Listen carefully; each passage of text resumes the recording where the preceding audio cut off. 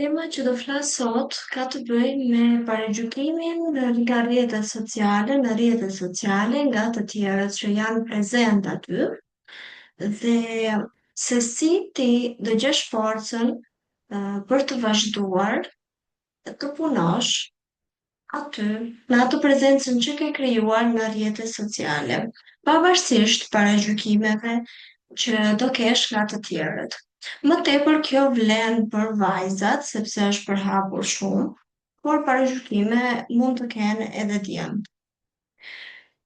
Rrjeti social dhe ekspozimi në rrjetin social, në prezencën online që ti ke krijuar, ekspozimi me foto, ndoshta tani jemi në stilin e verës dhe kemi foto që bëjmë në plazh dhe ekspozimi në këtë tillë mënyre të vendos ty si një person që tashmë je në prezencën online, e ke krijuar përmbajtjen tënde, kontentin tënd që shfaq për ditë aty, e ke krijuar tashmë dhe ti je aty, je ekspozuar ndaj një porrije njerëzish që të ndjekin, nuk ka rëndësi se janë 100 apo janë 1 milion, ta fillojnë të paragjykojnë duke të ndryshuar fokusin për të cilin ti je aty.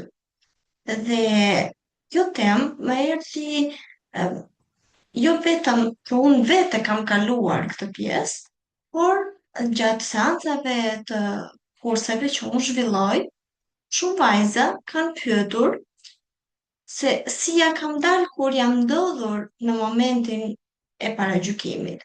Se rrjeti social tashmë është bërë një mundësi e artë për të gjithë personat që kanë për pakënaqësitë e tyre dhe kanë mendimet e tyre të kundërta me këtë prezencë që shohin të vajzave online, të djemve që shfaqen ndryshe nga ajo çfarë ata janë mësuar të shohin djemt në kornizat që janë mësuar, në kornizat që kanë vendosur vajzat se secili prej nesh, duam apo s'duam ta pranoj, vendos një vajzë ose një djalë, një burrë ose një grua, një mama ose një baba, një vëlla ose një motër, i vendos në disa korniza dhe limite ku e kap mendja jonë, deri aty ku e kemi ne të zhvilluar inteligjencën, kemi pikën e njohjes, sa të gjerë kemi, sa e kemi të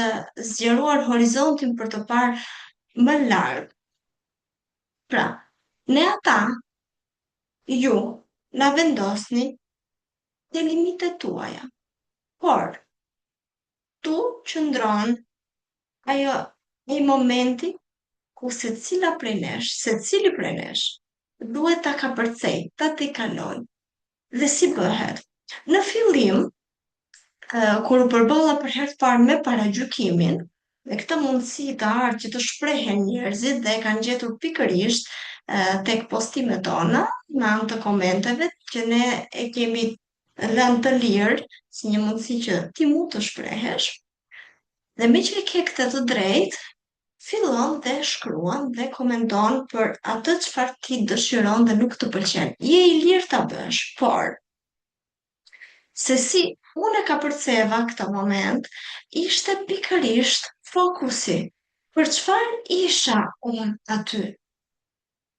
Dhe ti që ndoshta je i ri në këtë prezencë online, një vajzë e re dhe po shfaqesh me fotot e tua të para dhe direkt ke marrë paragjykim, ndoshta edhe nga familjar, jo nga njerëz të huaj që nuk të njohin, atëherë ki duhet i rikujtosh vetes dhe të jesh shumë e qartë për çfarë je aty.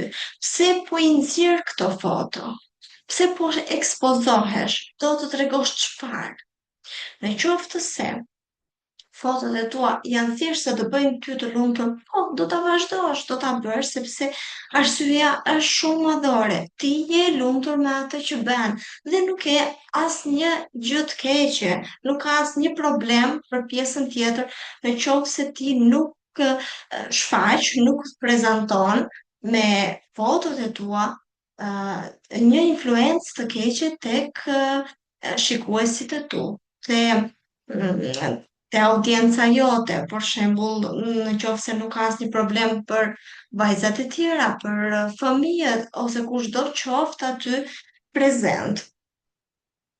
Uh, por nëse fotot e tua, si në rastin tim, që janë të bëra pjesërisht, pjesa më e madhe me inteligjencën artificiale, dhe tregoj një ekspozim më tepër se ç'duhet, ndoshta të trupit. Për çfarë po bëhet kjo? Ku është fokusi? Fokusi është që të prezantohet një aplikacion me të cilën krijohen këto foto. Fokusi numër 2, qëllimi numër 2 për që krijohen këto foto, ndoshta nuk kanë lidhje me ekspozimin e trupit, por janë foto me element imagjinar. Bëhen që të tregohen elemente imagjinare, të vendosen për të treguar për shembull pjesë të një libri, pjesë të një shprehje, diçka që nuk ka lidhje me botën reale, por ka lidhje të godasi diku përtej kësaj, të godasi me anë të një diciture, me anë të një fotografie, të tregoj ndjenja, të tregoj atë që nuk mund ta shohim në botën reale. Pika numër 3. Përse po bëhet, për shembull, po e marr përsëri në analizë këto foto artistike. Këto foto artistike bëhen që të tregohen me veshje të ndryshme, të tregosh ide për outfite, ide për veshje të ndryshme, ide për kombinime veshjesh, ide për kombinime të make-upit. Bëhen këto foto për të treguar modele të ndryshme të flokut, ose të modele të ndryshme të prerjes së flokut, të rregullimit, të stilimit të flokut. Para se të shkosh tek parukierja që të stilosh flok, mund ta provosh këtë gjë dhe të shikosh nëse të shkon apo jo, mos të eksperimentosh me ngjyrën ose me prerjen e flokut tënd, pa e provuar një herë a të shkon me tiparet e tua të fytyrës, a të shkon me gjatësinë që ke ajo ngjyrë floku, dhe kështu të ndihmon. Prandaj duhet të ketë funksion çdo gjë që ti bën në rrjetet sociale. Në qoftë se prezenca jote është e provuar për ty, nuk ka lidhje me të tjerët. Në qoftë se prezenca jote online e ke të provuar me veten tënde që je në linjë, nuk e devijuar, sepse po devijove përsëri nuk ka lidhje me të tjerët, ti bëhesh konfuze, ti stresohesh, ti vendos në pikë pyetje, a jam mirë me këtë që po bëj? Apo kanë të drejtë ata që më paragjykojnë? Prandaj duhet të jesh shumë e qartë. Dhe ti, djalë, dhe ti vajzë e re që ke hyrë në këtë rrugë. Ose ke kohë, por tani je përballur me paragjykimin, me këtë mundësi në art për të paragjykuar të gjitha vajzat e re që punojnë online dhe shfaqen online dhe ekspozohen online dhe bëjnë diçka ndryshe nga çfarë ishin mësuar të tjerët, ose bëjnë diçka që ndoshta ata vetë, ata që flasin, janë persona që e kanë dashur ta bëjnë, por ne kemi një veti, kur nuk e arrijmë diçka, fillojmë dhe komentojmë negativisht. Ndoshta kemi bërë dhe ne vetë më përpara. Prandaj, në qoftë se e kemi bërë, duhet të kërkojmë falje dhe të pranojmë që njeriu ndryshon me kohë. Dhe ndoshta koha e këtyre personave që flasin dhe paragjykojnë nuk ka ardhur akoma, por ky nuk është problemi juaj, nuk është problemi jon. Problemi jon është të kemi fokus në atë çfarë duam të bëjmë. Në qoftë se reklamon produkte kozmetike, normal që do shfaqesh dhe do ta tregosh, do ta vërtetosh, do ta provosh tek fytyra jote, do ta provosh te trupi yt para se të flasësh dhe ta promovosh, se gjëja e parë që është një must, një duhet në rrjetet sociale për mua, gjithmonë flas nga eksperienca ime, është që pa e provuar vetë nuk shkoj dhe të dalë para jush dhe të flas. Dhe gjithë kjo që trajtova tani erdhi si pasojë që vetë kam provuar para gjykimin, e kam kaluar, e kam riprovuar, më ka rindodhur, nuk është se ka ndodhur vetëm një herë, dhe e kam superuar, e kam kapërcyer, duke mbajtur mend se për çfarë kam dalë aty. Dhe e rikujtoj gjithmonë për çfarë jam aty. Çdo postim ka një fokus. Fokusi është krijimtaria. Po për ty, çfarë është fokusi? Ku e ke fokusin? Pse i nxjerr ato foto? E thash në qoftë se e ke për kënaqësinë tënde, ndihesh mirë, je lumtur me trupin tënd, je lumtur me veshjen tënde, ti krijon outfite me rrobat që ke. Ky është pasioni jot, është shumë bukur. Dhe këtë tregoje ditë pas dite për veten tënde. Dhe mos u lodh duke menduar dhe analizuar pse dikush e tha këtë. Thjesht paragjykimet janë shfaqje e botës së brendshme të rënduar të personit tjetër.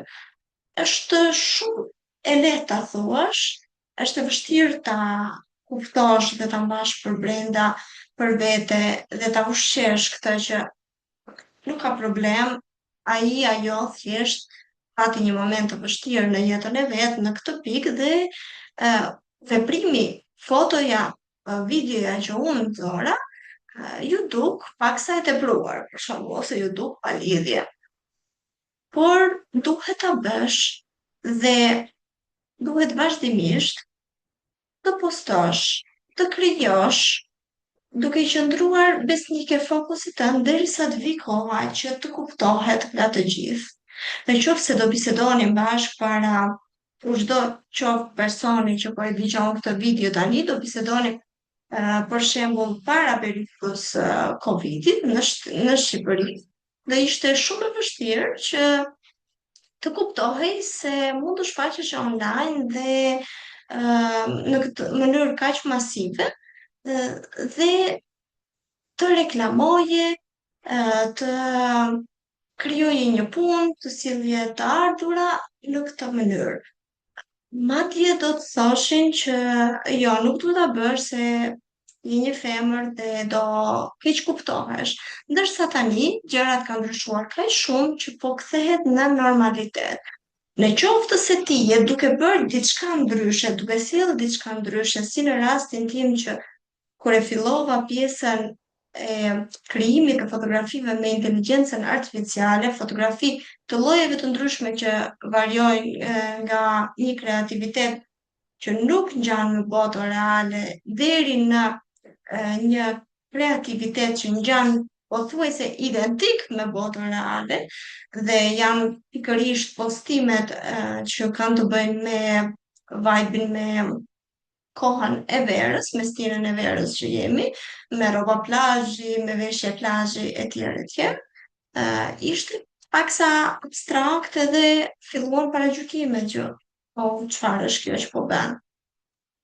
Prandaj, koha ndryshoi dhe të gjithë u mësuan dhe e përthithën këtë informacion të inteligjencës artificiale dhe tashmë po e bëjnë të gjithë, e përqafuan dhe përpiqen që ta vendosin veten e tyre pikërisht në këto aplikacione dhe të krijojnë.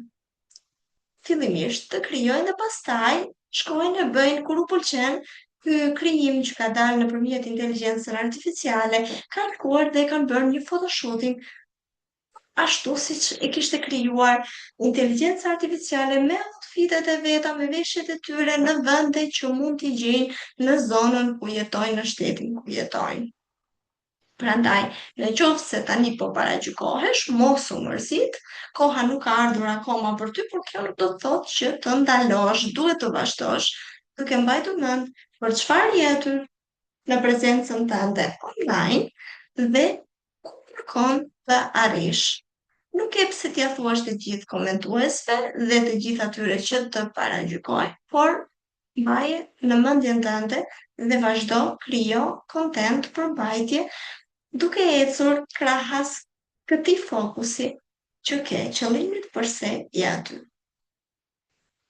Ju uroj një mbrëmje të bukur.